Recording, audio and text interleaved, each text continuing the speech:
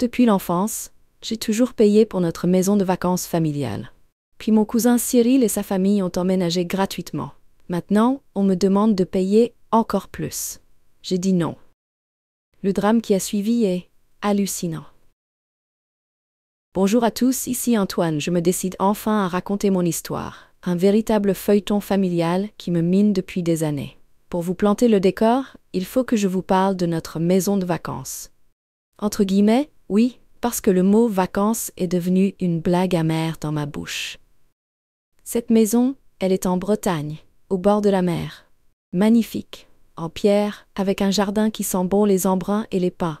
Un rêve, sur le papier. Mes grands-parents l'avaient achetée il y a des lustres, et elle est dans la famille depuis toujours. Le problème, c'est que cette maison est devenue, au fil du temps, une véritable pomme de discorde. Un nid à tension et à injustice. Et au centre de tout, il y a mon cousin Cyril. Cyril, c'est le fils préféré. Vous voyez le genre? Celui qui ne fait jamais rien de mal, aux yeux de mes oncles et tantes. Moi, à côté, j'ai toujours été l'autre, celui qui se débrouille, qui ne fait pas de vagues, mais qu'on oublie un peu, vous voyez? Le discret, le fiable. Moins flamboyant, clairement. Depuis que je suis gamin, on passe nos étés dans cette maison bretonne. En théorie, c'est génial, la plage, les cousins, les barbecues, sauf que, même enfant, je sentais déjà que quelque chose clochait. Déjà, il y avait les histoires d'argent. La maison, forcément, ça coûte. Entretien, réparation, impôts. Et depuis toujours, c'est mon père qui s'en occupe, qui gère tout, et qui forcément râle un peu. Parce que les autres, mes oncles et tantes, y sont moins regardants. Surtout une, tante Sophie, la mère de Cyril. Tante Sophie, c'est une artiste, dans sa tête en tout cas. Elle crée, elle s'exprime, elle vibre. En clair, elle ne travaille pas beaucoup, elle vit de petits boulots par-ci par-là, et surtout, elle compte sur son talent pour un jour exploser et devenir riche et célèbre. En attendant, c'est un peu la cigale de la famille. Et Cyril, c'est son digne héritier. Lui, il entreprend. Enfin, il dit qu'il entreprend. En fait, il papillonne de projets foireux en idées fumeuses, sans jamais rien concrétiser. Il a toujours une start-up révolutionnaire en préparation, un concept génial qui va changer le monde. Sauf que ça fait des années que ça dure, et toujours rien. Il vit chez sa mère forcément.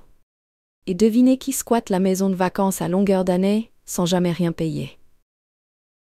Cyril et tante Sophie, évidemment. Ils y sont tout le temps, été comme hiver.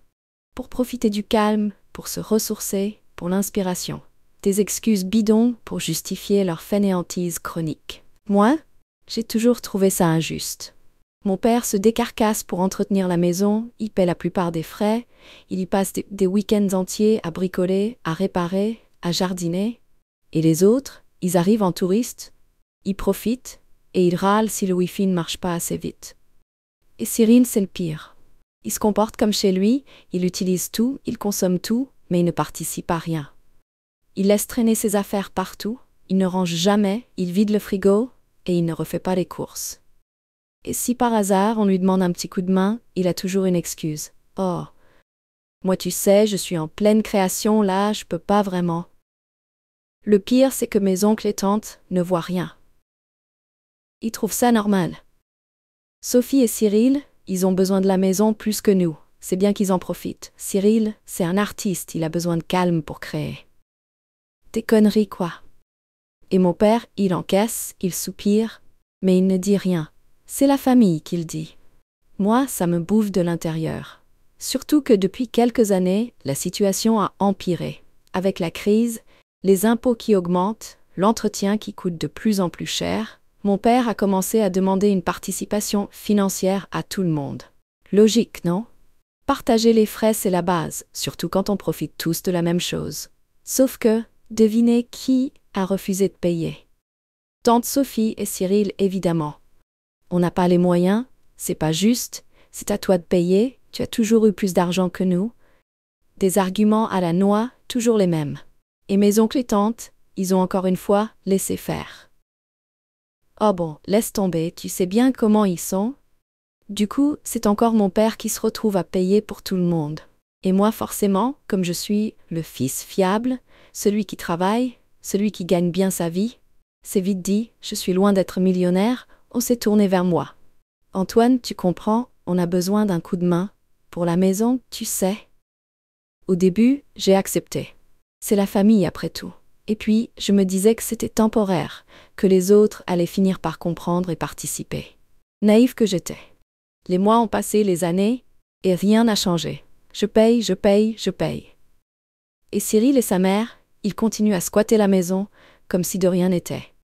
Pire encore, ils sont devenus encore plus exigeants. Maintenant, ils se permettent de donner des ordres. Antoine, tu pourrais pas t'occuper de faire réparer le portail. Il grince. Antoine, pense à changer le parasol. Il est tout déchiré. Antoine, faudrait voir pour refaire la terrasse, c'est vraiment moche. Comme si j'étais leur employé, leur homme à tout faire. Et toujours, sans jamais un mot de remerciement, sans jamais une proposition d'aide financière. Rien. Et le summum, c'est cet été. Comme tous les ans, on se retrouve en famille dans la maison de vacances. Enfin, en famille, façon de parler. Parce que l'ambiance est toujours un peu tendue à cause de cette histoire d'argent. Mais bon, on essaie de faire bonne figure pour les apparences.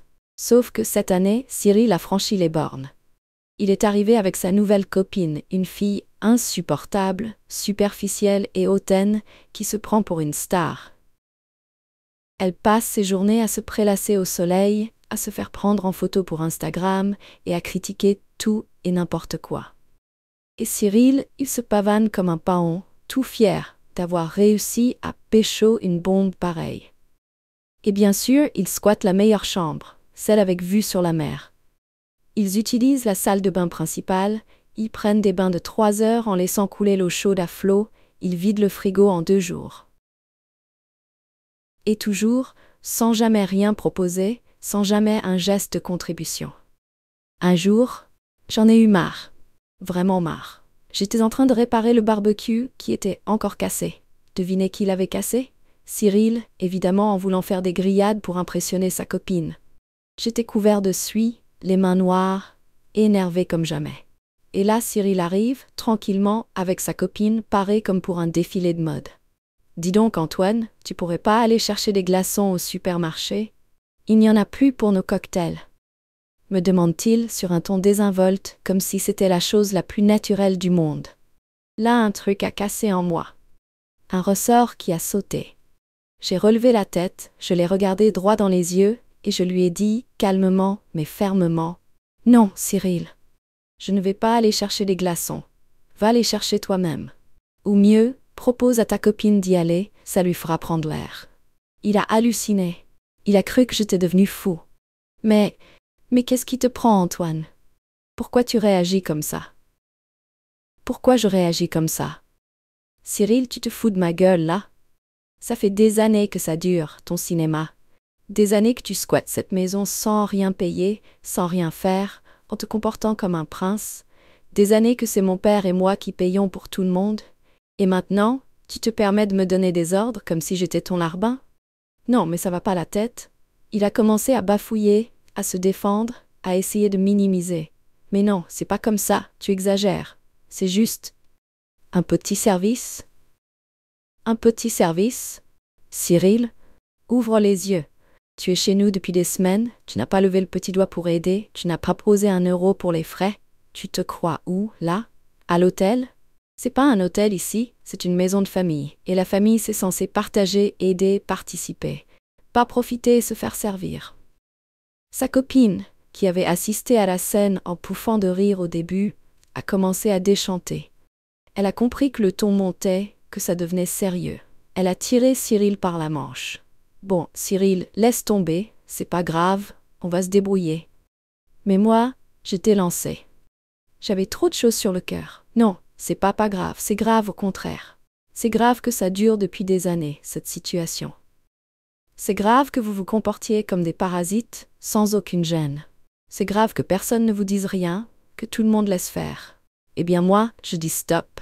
Ça suffit. Je ne paye plus. Plus 1 centime pour cette maison. Débrouillez-vous.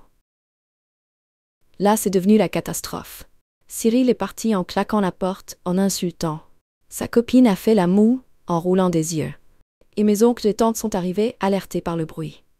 Ils ont voulu savoir ce qui se passait. Et quand j'ai expliqué, ils m'ont tous regardé comme si j'étais un extraterrestre. Mais Antoine, qu'est-ce que tu racontes? Tu es sérieux là? Tu vas laisser tomber la maison pour une histoire de glaçons? M'a dit tante Sophie, l'air indigné. Non, mère, je ne laisse pas tomber la maison pour une histoire de glaçons. Je laisse tomber de payer pour les autres, pour les profiteurs, pour ceux qui se croient tout permis. Et je suis fatiguée de me faire exploiter, de me faire prendre pour un con. Ça suffit. Je ne paye plus. Silence de mort. Tout le monde me regardait bouche bée. Ils n'avaient jamais entendu Antoine hausser le ton, dire non, s'affirmer de la sorte. Pour eux, j'étais toujours le gentil, le serviable, celui qui dit oui à tout. Ils étaient complètement désorientés. Mais comment on va faire alors? Pour la maison? Si tu ne payes plus. A fini par bredouiller mon oncle, l'air perdu. Comment vous allez faire? Je ne sais pas. Débrouillez-vous. Comme je me débrouille depuis des années, tout seul, à payer pour tout le monde. Peut-être qu'il est temps que Cyril et Sophie mettent la main à la poche, non? Ou alors, vendez la maison. Faites ce que vous voulez, mais moi, c'est fini. Je ne paye plus. Et là, je suis partie. J'ai claqué la porte à mon tour et je suis allée marcher sur la plage pour me calmer. J'étais en colère, mais aussi soulagée. Soulagée d'avoir enfin dit ce que j'avais sur le cœur, d'avoir enfin mis des limites, d'avoir enfin dit non. Le soir, mes parents m'ont appelé. Ils étaient furieux. Antoine, tu es inadmissible. Comment tu as osé parler comme ça à ta tante, à ton cousin? C'est la famille quand même. M'a hurlé ma mère au téléphone. La famille, justement, maman. La famille, c'est censé être basé sur le respect, le partage, l'égalité, pas sur l'exploitation, l'injustice et le favoritisme. Et là, dans cette famille, il n'y a rien de tout ça. Il n'y a que des profiteurs et des naïfs. Et moi, je ne veux plus être naïf. Je ne veux plus me faire exploiter. Je ne paye plus, c'est clair? Elle a raccroché au nez. Génial. La communication familiale au top, comme d'habitude. Les jours qui ont suivi ont été horribles. Ambiance glaciale à la maison. Mes oncles et tantes me lançaient des regards noirs, Cyril me snobait ostensiblement et tante Sophie me faisait la gueule en permanence. Mes parents, eux, essayaient de me culpabiliser, de me faire changer d'avis. Antoine, réfléchis bien, tu vas le regretter, tu vas détruire la famille, tu es égoïste, ingrat, toujours les mêmes rengaines. Mais cette fois, je n'ai pas cédé. J'ai tenu bon. J'ai répété inlassablement, je ne paye plus. Point final. Et devinez quoi? Le miracle s'est produit. Petit à petit, les choses ont commencé à changer. Comme je ne payais plus et que mon père a aussi menacé de ne plus rien prendre en charge, les autres ont été obligés de se bouger. Tante Sophie a trouvé un petit boulot saisonnier, Cyril a miraculeusement vendu une de ses créations, j'ai des doutes, mais bon, et ils ont commencé à participer un peu aux frais de la maison. Pas autant que moi avant, loin de là, mais c'était déjà un début. Et surtout, l'ambiance a changé. Comme l'injustice était moins criante, les tensions se sont un peu apaisées. On s'est parlé un peu plus calmement, on a même réussi à rire ensemble parfois. C'était pas Byzance, hein. Mais c'était mieux. Beaucoup mieux. Et moi, je me sens libérée. Libérée d'un poids, d'une injustice, d'une colère sourde qui me rongeait depuis des années. J'ai l'impression d'avoir enfin pris ma vie en main, d'avoir enfin dit non à ce qui n'était pas juste, d'avoir enfin fait respecter mes limites. Alors oui, ma famille est un peu choquée. Ils n'ont pas encore tout à fait compris ce qui s'est passé. Ils me regardent encore un peu de travers parfois. Mais je m'en fous. Je sais que j'ai fait ce qu'il fallait. Pour moi, pour mon bien-être, pour ma dignité. Et au fond, je crois que c'est ça le plus important, non? Alors, si vous aussi vous vivez une situation d'injustice familiale, si vous vous sentez exploité, rabaissé, incompris, n'ayez pas peur de dire non, de poser vos limites, de vous affirmer. C'est pas facile, je sais, mais croyez-moi, ça vaut le coup. Parce que la liberté, ça n'a pas de prix. Et la dignité, non plus. Et vous, qu'en pensez-vous? Auriez-vous fait comme moi? Dites-moi tout dans les commentaires. Et n'hésitez pas à partager votre propre histoire, si vous en avez envie. On est là pour s'entraider, non?